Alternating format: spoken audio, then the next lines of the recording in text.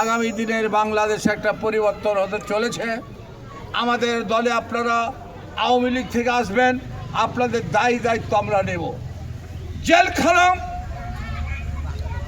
নবাবগঞ্জ থানা, যে কোনো দায়িত্ব আমরা নিব ইনশাআল্লাহ। আপনারা আওয়ামী লীগ থেকে জামাতে জয়েন করেন, আপনারা বিএনপি থেকে জামাতে জয়েন করেন, আপনাদের দায়িত্ব সহ নেব। জামাত ইসলামী আইগলা জামাতি মনে করেন না, এখন শক্তিশালী জামাত। নবাবগঞ্জের সমগ্র সমস্যা এখন লতিফুর রহমান দেখে। হ্যালো ওসি সাহেব, হ্যালো এসপি সাহেব, হ্যালো ডিআইজি সাহেব, লতিফুর রহমানকে করে কোনো লিডারের কাছে মানুষেরা যায় না। কি কথা ঠিক না? এই জন্য যারা আওয়ামী লীগ থেকে এসেছেন নির্দ্বিধায় এখানে থাকবেন।